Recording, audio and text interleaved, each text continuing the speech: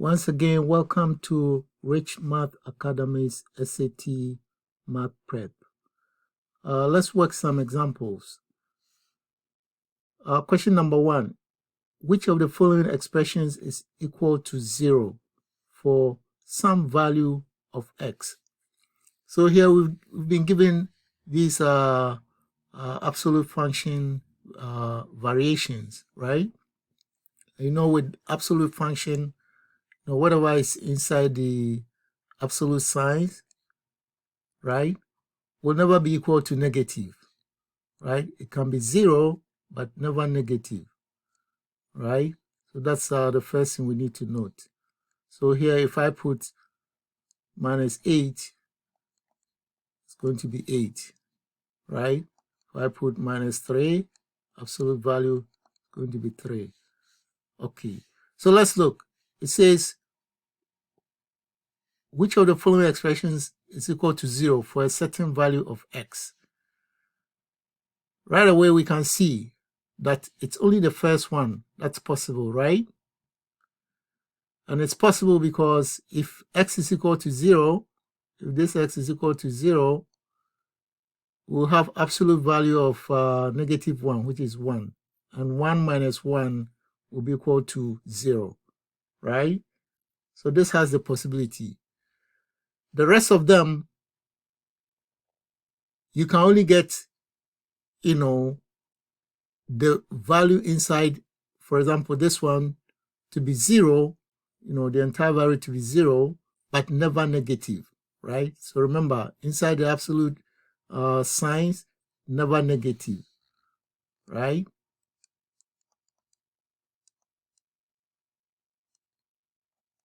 So that's within the absolute signs only.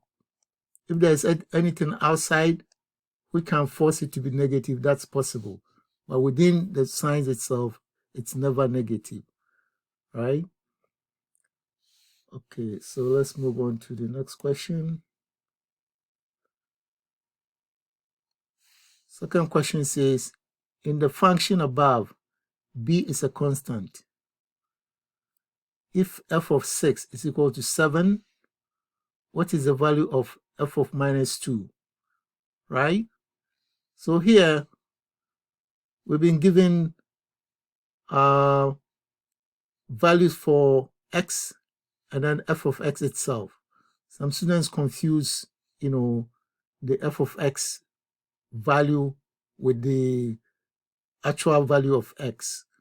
Note that f of x depends on x, right? So for example, here we're going to write, what is f of 6? F of 6, according to this equation, is going to be 3 over 2 multiplied by x here is the same x here. So 6 plus, we don't know the value of the constant b, right? So this simplifies to 3 times 6 is 18 divided by 2, that's 9, plus b. But we're also given this condition that f of 6, which we know, according to this expression, to be 9 plus b. So let me write it here.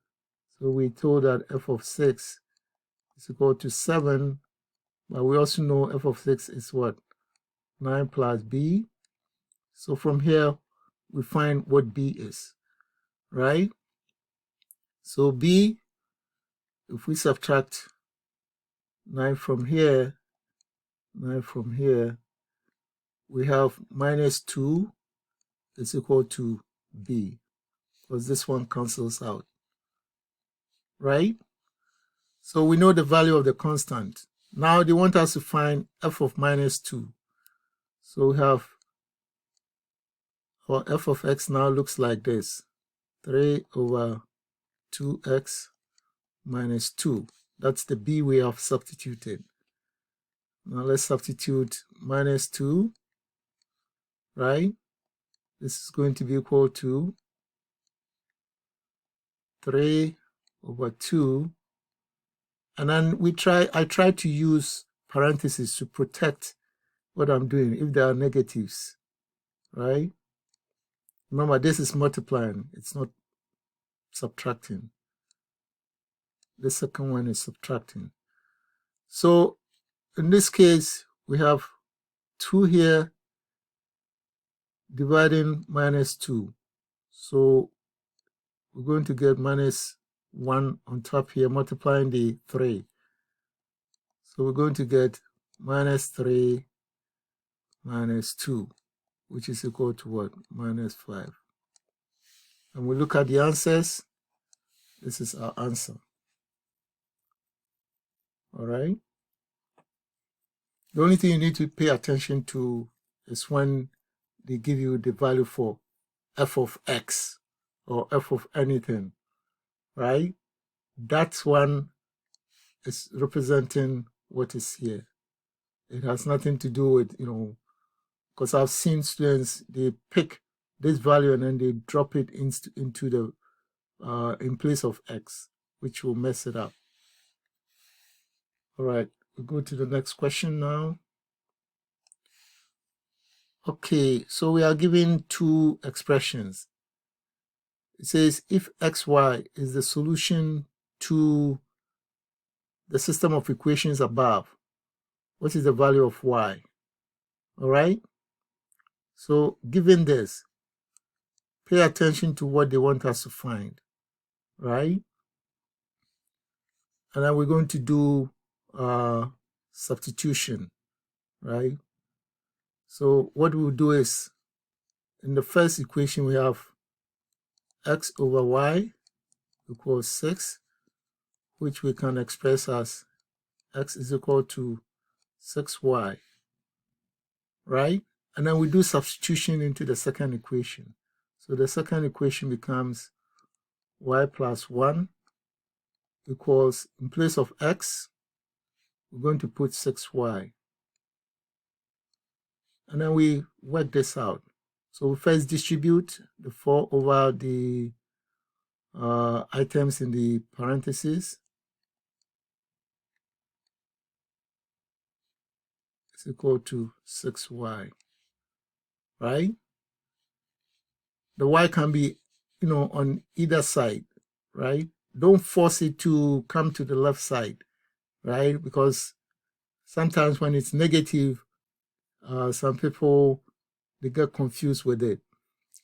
When it comes to algebra, work it conveniently. As long as you don't skip any of the steps, it should be right. Right? So here what I'll do is I'll subtract 4y from here, subtract 4y from here. So in the end, on the left side, I have this 4y cancels out the negative 4y. So on the left side, I have only 4 remaining. On the right side, 6y minus 4y will be equal to 2y, right? To continue, I want to make y stand by itself. So what do? I divide each side of the equation by the coefficient of y, right? If I do that, this one divides this, right? So it's 1 over 1 now. And then 4 divided by 2 is what? 2. So the value of y is equal to 2, right? Keep going. Question number 4.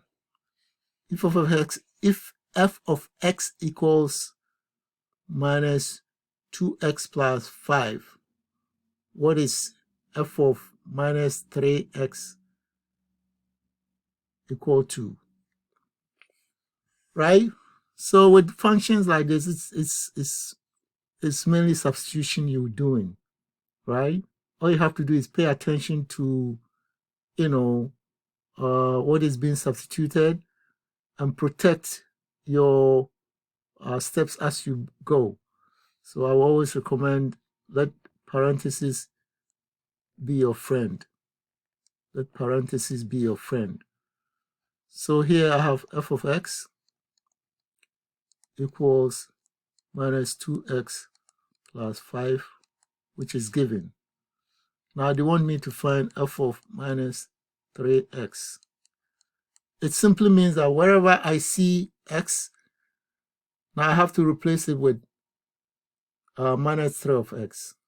So in this equation, that's what I'm going to do. So I start with minus 2, and then parentheses is my friend. I see x here. Now x is what? Minus 3x. The 5 is still there. It's not affected by anything. So this is how my equation looks now. I have minus 2 times minus 3.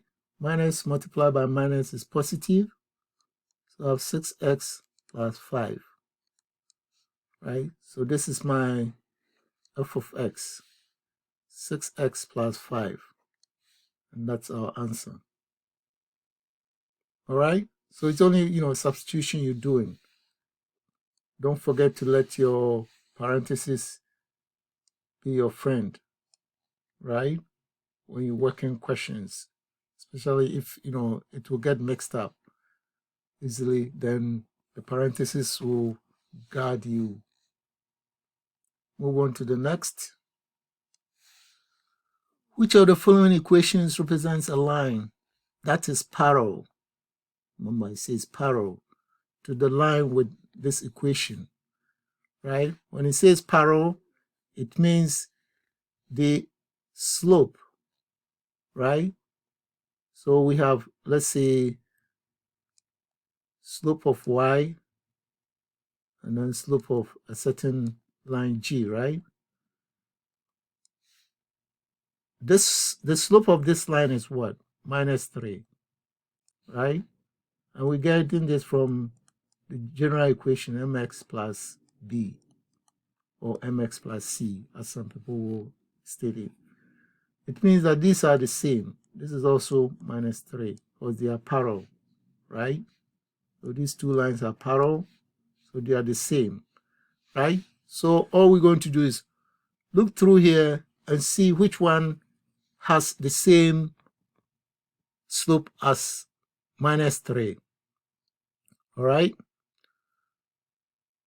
So we look at the first one. To get the slope of this, we just divide by the coefficient of y, right? So it's going to be 6x plus 2y equals 15. This is what? Divide by 2, divide by 2, divide by 2, right? So when we do this, this one becomes 3x plus y equals 7.5. And the slope of this is the negative of the coefficient now, as long as the coefficient of y is 1. Why? Because if you rearrange to make y the subject, this now becomes minus 3x, right? Because this has to come over here, or you subtract 3x from each side, right? The 7.5 stays where it is. So it becomes like this. So this one is matching our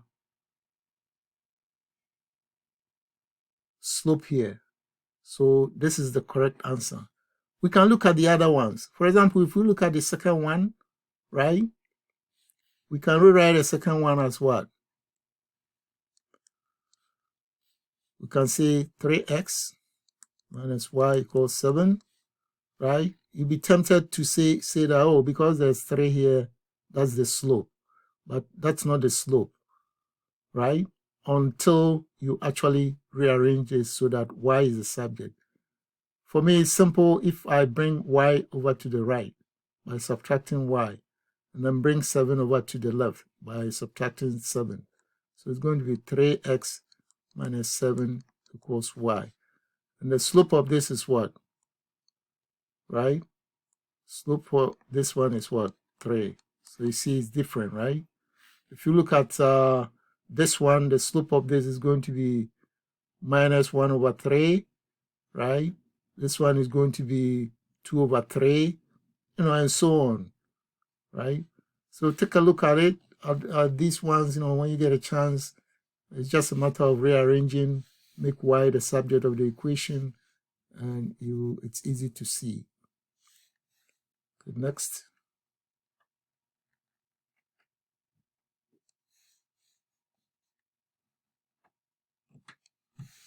All right, so we have this equation given here in the xy plane, and it says we want an equation which is perpendicular to this. When they say perpendicular, all they are saying is if this were to be f of x or the line y, they're looking for a line g, right, or g of x, whose slope, right?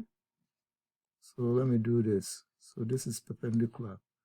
So slope of g, if I call it m subscript g,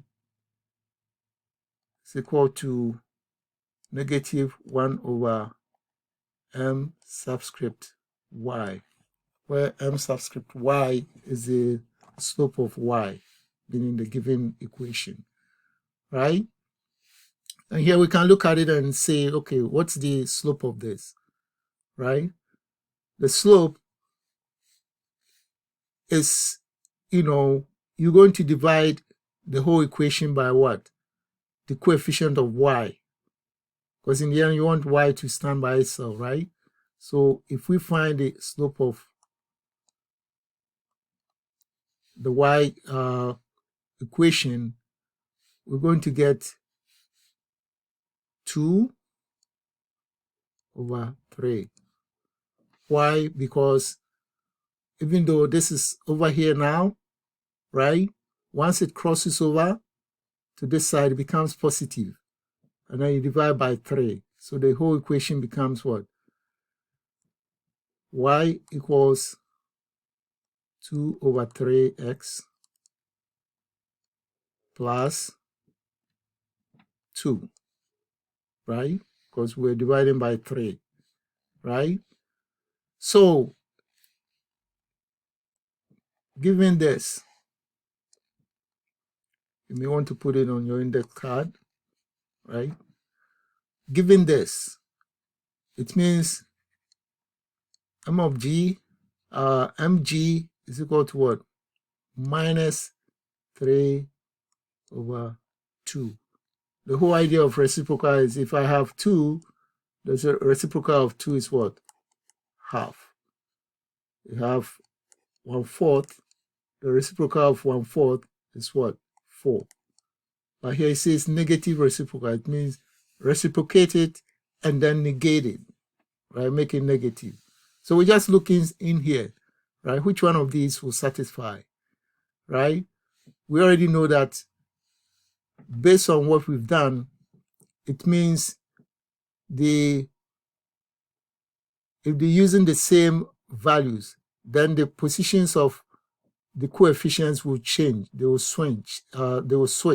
It means where you have the one for x, it becomes the coefficient of y, and vice versa, right? Then you apply the negative reciprocal, right? So that will make the whole thing become positive, because in this original equation we had, a negative number here. So whatever the case, you switch the positions, right? And then you apply a negative to whatever you get. So here, when we switch the positions, it will look like this: 3x plus 2y equals 6, right? And then the negative is already applied, right? When we apply the negative, then this is what we finally get, right? So the first one is the answer, right? So don't waste time going through all this. Just look at it, divide the x coefficient by the y coefficient and see if it's anything closer to this, what we're looking for, right? Before you make y the subject. So for example, this one is out because it's 3/4, right? On the first go around before we make it negative. This one is out because it's going to be 2/4 before we negate it. This one is out because it's 1/3 before we negate it, right? So the only answer is what? 3/2, and then we negate it to get this, right? So also don't forget the general equation of a line, the standard formula. I think it's ax plus by equals c. So with this, the slope is going to be negative a/b, right? Which means the negative reciprocal of this slope, right, is going to be, because you are going to apply another negative to this, it's going to be b/a, right? So the original one is negative a/b. The perpendicular one is going to be b/a. All right, let's go to the next one. Okay, so we're given this. It says if a is 2, what is the solution set of the above? So here, what you do is you just take the obvious step, since there's not much to do. There's not much you can do, right? And don't try to go under this square root sign to do anything, right? You are not allowed to, go there, right? Until you release the square root sign, because the square root sign is affecting both the variable and the constant. So let's put in the constant already. So this is going to be x minus 2 square root equals x minus 4. So to release this, what we do is we square both sides.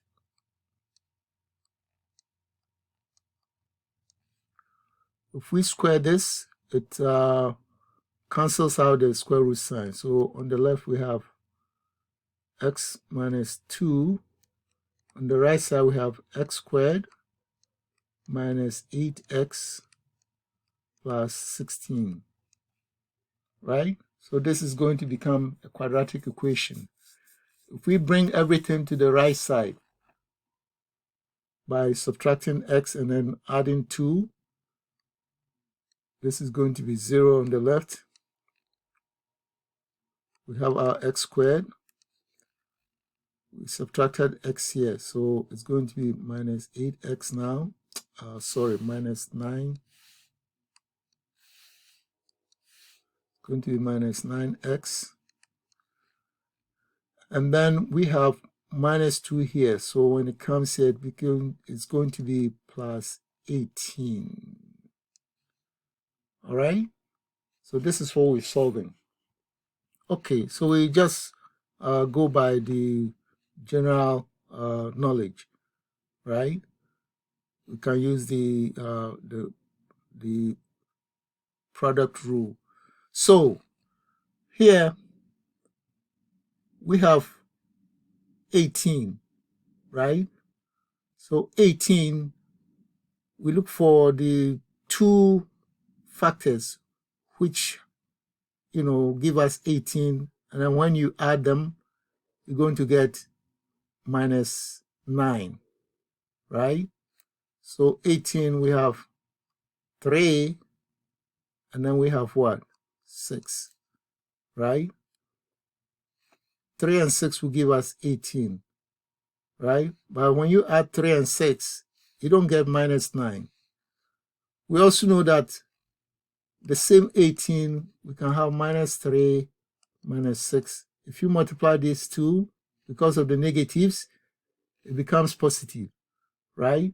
So in effect, we are going to have 0 to be equal to x minus 3 multiplied by x minus 6, right? This is how this one resolves to, right? So from here right away, we know that anytime you have something like this, it simply means that if these two are multiplying to give you 0, we don't know what is in here, but we know one thing. It means either x minus 3 was equal to 0, which caused this condition to happen, or x minus 6 was equal to 0. And now you solve each one of them. So for this one, if we solve for x, we get 3. If we solve for x here, we get 6. So our set is what? 3 and 6. All right? Okay, let's move on to the next one. So in this next one, we are given t plus 5 over t minus 5 is equal to 10. What is the value of t? So here we have to try and, work through until we get our t value, right? So we have t plus 5 over t minus 5 equals 10, right? We just do cross multiply, right? We bring this over here, which is similar to, multiplying each side by t minus 5. The only thing I suggest is when you're doing that, let your parentheses protect what you're moving around. Because if you just write it here, you may forget that the 10 is multiplying the minus 5. I've seen some students doing that. Let the parentheses be your friend. So let's work this out. T plus 5 equals 10t minus 50, right? So when we rearrange this, we can bring the 50 to this side by adding 50. So we got t plus 5 plus 50 is equal to 10t. Now if we continue, if we subtract t from either side, we got here, this is going to be 55 on this side. It's equal to 9t. Because remember, we subtracted t from both sides. So t is equal to 55 over 9. All right, so we'll move on to the next question. So here, the answer is 55 over 9.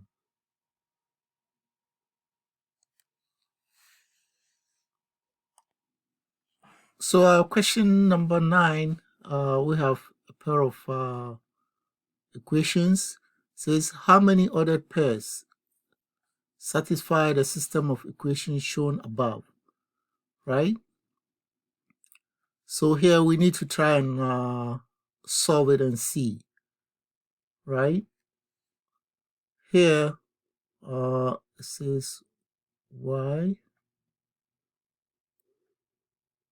Okay, we can try and substitute the value of x in this one, or do it the other way around, right? Okay, so let's see.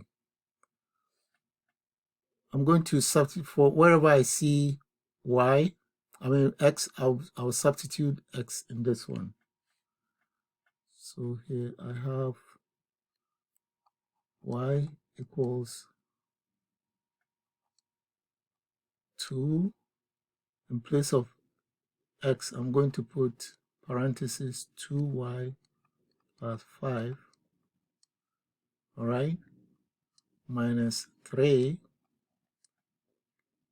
and then I put another parenthesis, and I put another 2y plus 5.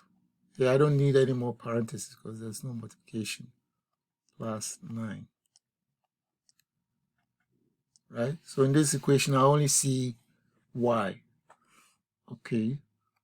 So y equals, I have 4y plus 10 minus 3, and then 2y plus 14. All right. So y equals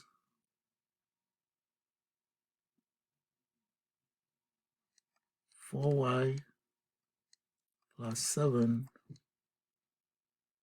and then over here we have 2y plus 14.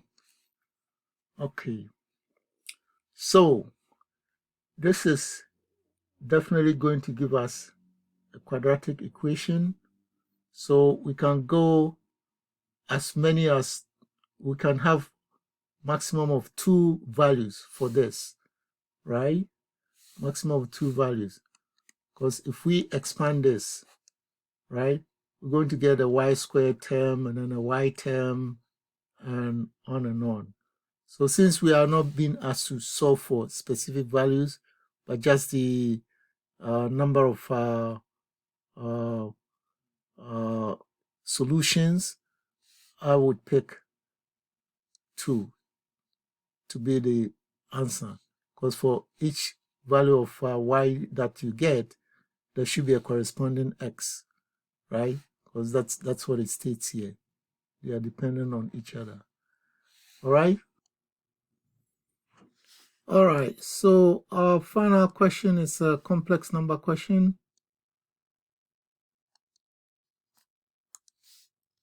We have 8 minus I divided by 3 minus 2I, and they want us to write it in the form A plus BI, which is in the standard form. And we've been given the definition for I. I is imaginary, and it comes about when we try to find the square root of 1, right? Under normal circumstances, this is invalid, but because it's imaginary, this is acceptable. Okay, so the way you would approach this question is to write out the complex number, right? And then you're going to multiply the numerator and the denominator by the conjugate of the denominator. The conjugate of the denominator here is what? 3 plus 2i. And then because we just introduced this, we have to do the same thing. You notice that I already put my parentheses, because if you don't put that and you just drop the numbers there, it can cause confusion. So let parentheses be your friend. So 3 plus 2i, right? And then we try to solve this. So in the numerator, we're going to expand or distribute and see. So I have 8 times 3, which is 24. I have minus I times 3, which is minus 3i. I have 8 times 2i, which is plus 16i. And then I have minus I times 2i, which is going to be minus 2i squared. All over 3 times 3 is 9, right? I have minus 6i. I have 3 times 2i is plus 6i. And then minus 2i times positive 2i is going to be plus 4. Sorry, minus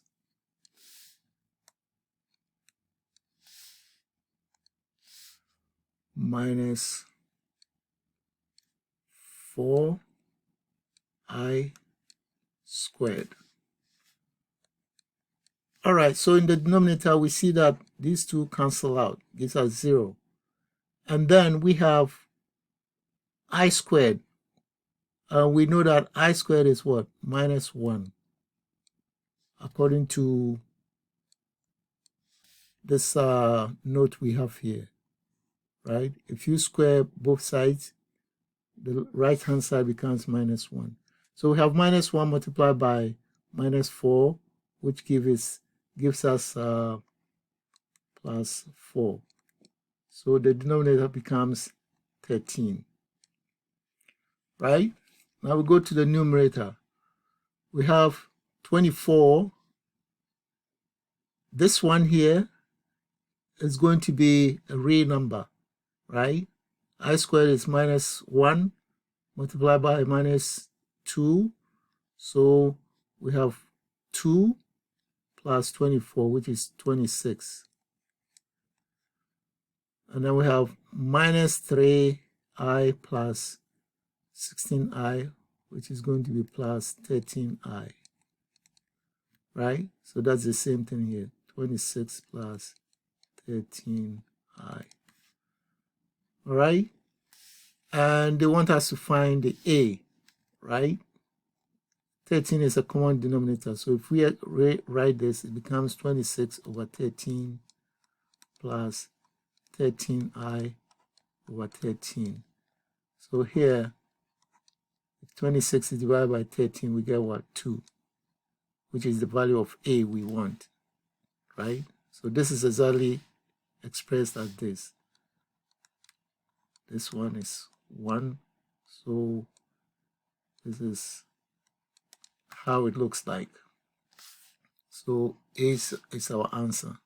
With complex numbers, once you work more examples, you realize that for this line of questions, if you introduce the conjugate of the denominator to try to make it real, it's always going to be a squared plus b squared of the conjugate of the denominator, right? Not necessarily this one.